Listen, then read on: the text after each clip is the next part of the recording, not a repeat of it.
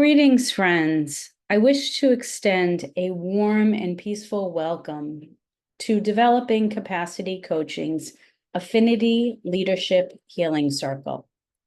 This circle is asynchronous and is specifically designed for community members who identify as white co-conspirators for equity.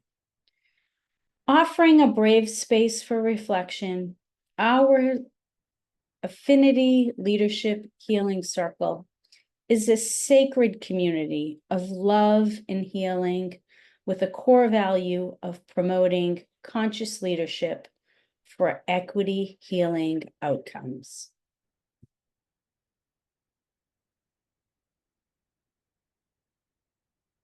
I am Dr. Sherry Travers, and I will be the facilitator of our group. I want to share my reflection that brings me to this circle. I often start thinking about how I show up in different settings and what parts of my background do I carry into my actions. Professionally, I have a few titles. We know that titles can either be off-putting or they can serve to open opportunities. My titles: doctor, educational leader, and empowerment coach. What does it all mean? For me, I identify with systems thinking and consciously leading life as a mother, wife, daughter, and caretaker of an intergenerational family. My systems thinking makes me consistently look at systems and global views of external systems, as well as internal views of external systems. Consciously leading allows me to look within myself and my own system. And this is part of how I present myself in my different roles. It's who I am, it's my identity. Additionally, I have had the pleasure of serving as an educator of children and adults for over 25 years. I currently advise doctoral students and lead virtual education possibilities with incarcerated adults. And I just want to stop for a minute and focus on with incarcerated adults. I didn't say for incarcerated adults. And that reason for saying with is because part of my philosophy as a human being is to work alongside with people, not on behalf of people. And that is something that I bring into this circle, being reflective about.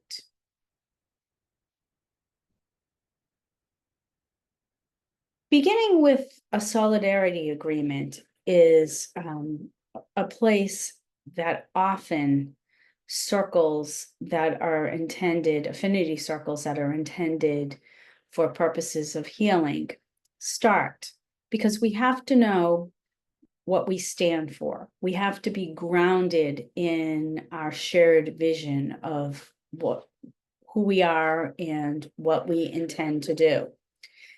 I'd ask you to join me in realizing Developing Capacity Coaching's Solidarity Agreement.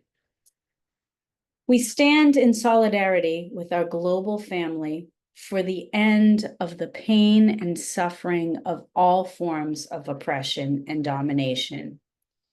We believe solidarity is the path moving forward for dismantling the interlocking systems of oppression that harms the people and our planet. We're empathetic with our brothers and sisters on their community-specific quests for liberation. We're building a multi-sector, multi-generational, intersectional global movement for healing, freedom, and justice.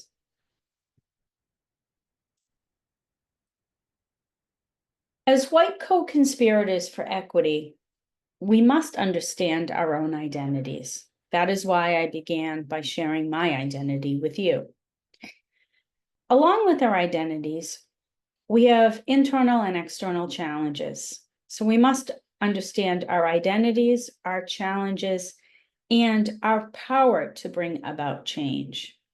When we feel that we have the least amount of choice or power, is often the time when the choices we make may be most important. Think about that for just a minute. Sometimes we're faced with two very difficult choices, and difficult choice A will bring about this, and choice B, which is also difficult for us, could bring about something very different. So thinking about all of that, I'd like to introduce you to Write to Learn, which is a practice of the National Writing Project.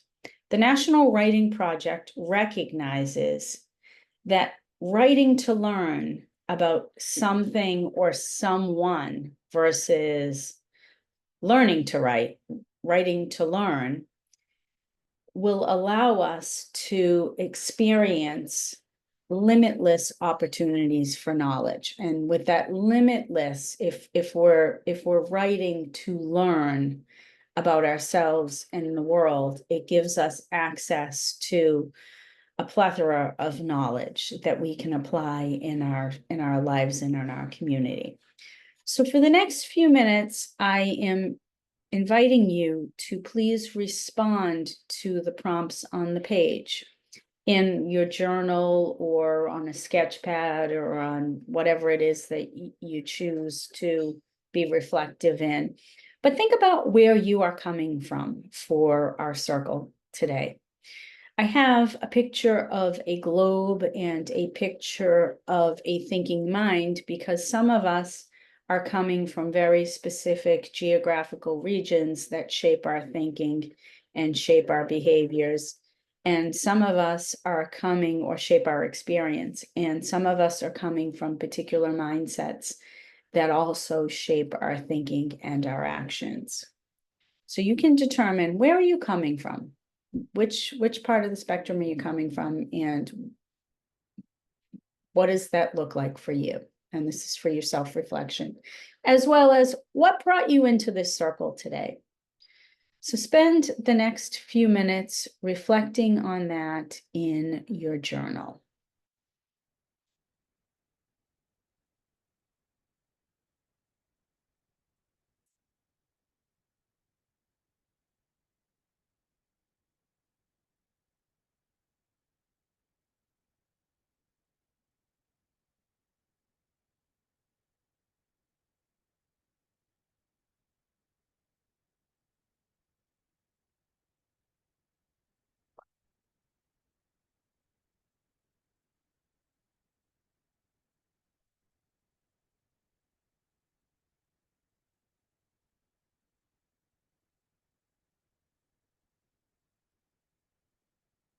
I'd like to introduce norms for your conscious people for equity journey. These are the norms that we will be utilizing in this space, and we encourage you to carry these norms into your lives.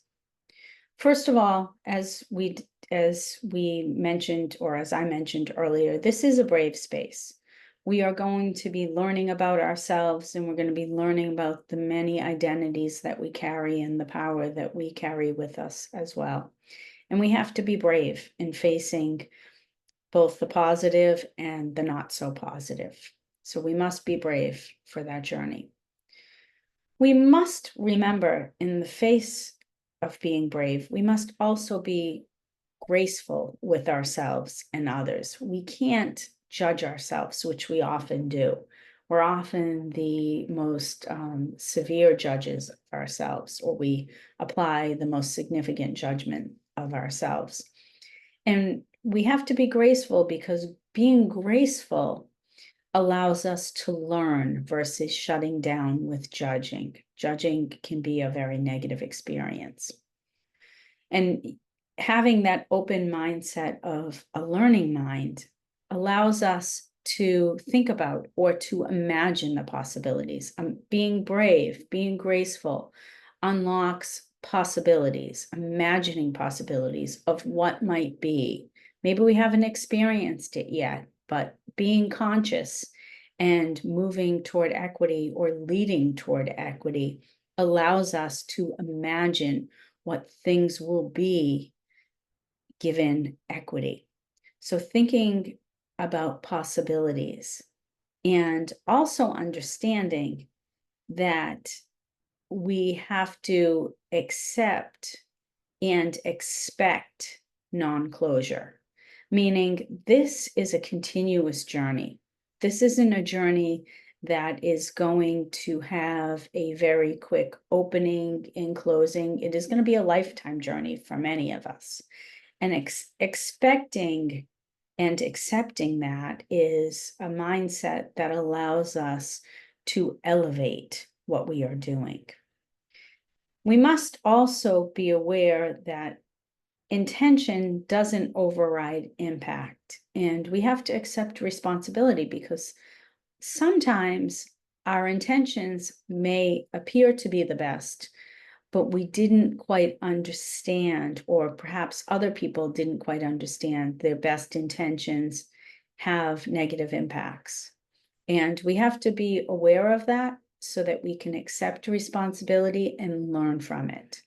And that intention and accepting responsibility for the impact must be kept in confidentiality. All of this must be kept in confidentiality so that we can continue to build our muscles as conscious people moving toward equity and fighting for equity. Remember, always be graceful with yourself. Always think of possibilities. Know it's not going to be a straight line, and understand how we impact one another bravely and keep it in your confidence.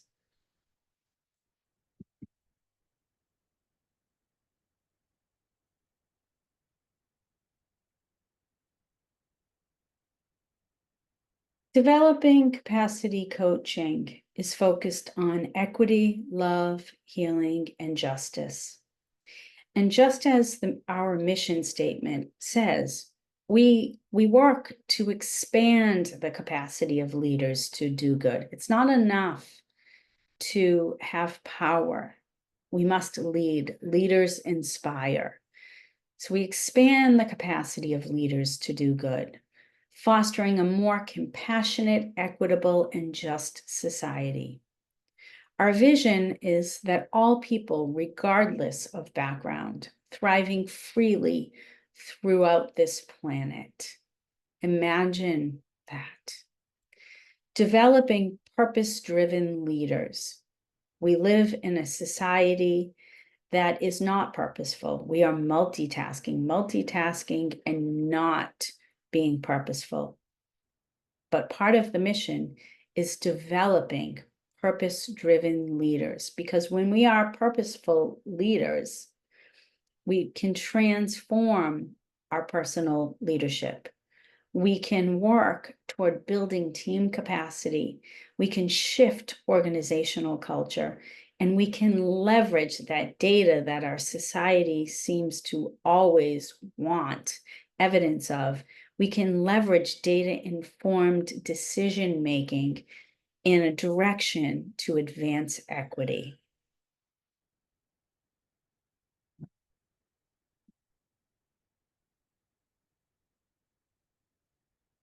You may be aware of the name Audre Lorde. Audre Lorde is presented to you today as an activist, as a writer, as someone who reminds us and who held the importance of self-care and the capacity it holds in our life at her very center. And her quote should remind us of this. And this is something that we can carry close to our hearts, and we can carry it into all kinds of difficult situations to remember that we are part of humanity, and we must honor ourselves. And she tells us, caring for myself is not self-indulgence. It is self-preservation. And that is an act of political warfare. Because when we are healthy, we can walk in our full capacity.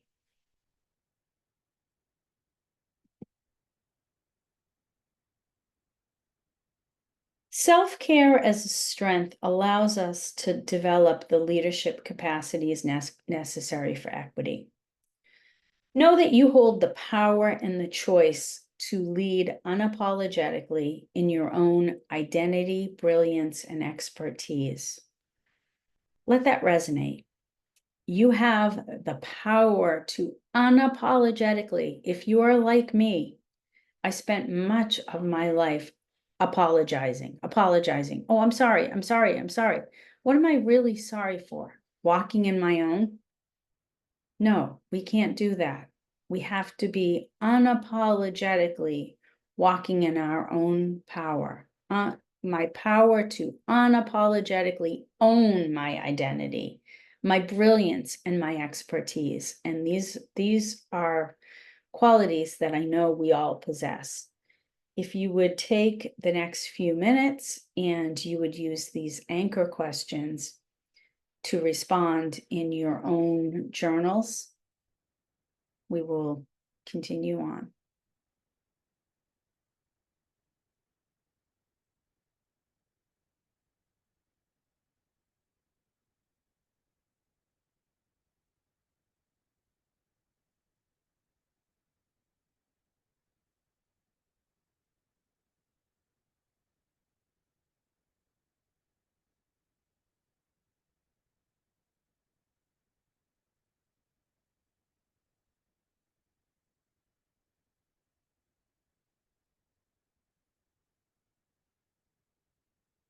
Next, we'd like you to consider the second question, which is, how do your identities serve as an asset to your work? So thinking about your identity, brilliance, and expertise, how do your identities serve in your work? How are these identities an asset to the work that you do, whether it's professionally or personally?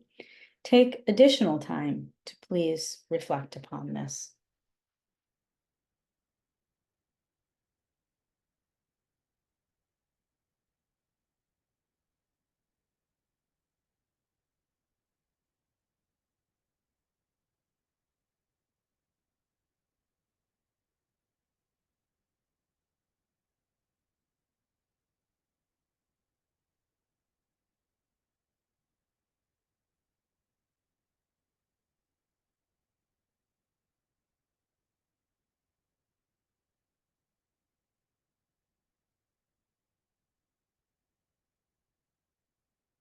Okay, and before departing our asynchronous session, I want to share a strategy for honoring ourselves while building our capacity or capacities as white co-conspirators for equity. There are a couple different strategies that we use, and one is a global question for ourselves, thinking about what is the next best practical step to honor my humanity. We often get caught up in what we want, the end goal, but stepping back and being practical so that it can be part of a daily routine, so that we can move in smaller increments toward that global goal. So take a few moments, put this question in your phone, and we invite you to return to this. You can think about it now, and you can think about it tomorrow and the next day, and carry it with you as part of the clothing that you wear. It's part of us. We get to our place of honoring our humanity daily if we have a couple strategies at our disposal, and we own these strategies. These strategies are anchors and sanctuaries. And when I think about an anchor, I think about boating, because I'm a boater, I'm a sailor. And when I think about an anchor, I think about throwing out an anchor in an angry storm to keep me in place so that I'm not drifting in one direction or another. And often when there is a lot of tension, it is very easy to get swept up in the emotions of fear and doubt, even anger sometimes. And that often will take us away from our goal. So having an anchor, something that allows you to step back and remember what is your focus. Thinking about our solidarity agreement, what is the focus here?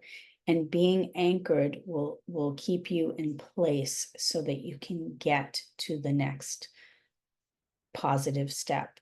And one strategy that helps us to do that is something we call sanctuaries. And sanctuaries are private spaces that we go into to be reflective, to be ourselves, to be one. For me, it's with nature. I walk in nature. I walk in nature all the time. You probably can hear the sounds of the sea in the background as we're in this session together, because that is one of my sanctuaries, being reminded of the sea. Drinking tea is one of my sanctuaries. I did not put on my Bruce Springsteen music, but often when I'm writing, I have music on in the background because it is a sanctuary for me. It allows me to be one with myself. So we invite you to really be really reflective and consider what your anchors and sanctuaries are, and return to the question in your mind, in your phones, of what are the next best practical step or steps to honor your humanity daily. And with this slide, you are reminded of the two questions that we have been focusing on throughout this leadership circle. How am I currently using my power to unapologetically own my identity, brilliance, and expertise? And what's the next best practical step to honor my humanity daily? We invite you again to put these questions in your phone, set an alarm. I have an alarm on my phone, and it's every day at 4 o'clock, something pops up on my phone, and it's called grounding. And it doesn't have the questions, but it has grounding, and it's a reminder to myself, because that is typically a point in my day where I'm between tasks. And it's a reminder to me to be anchored and to find my sanctuary and to get back to being one in myself, so that I can embark on the important work of advancing equity. And finally, we ask you to use this QR code to share your thoughts, take our assessment, and let us know what you think. And I want to thank you. Thank you so much for joining in this space with me. And I hope that we will have an opportunity to get to know each other better through another circle. Thank you, and continue with your good work.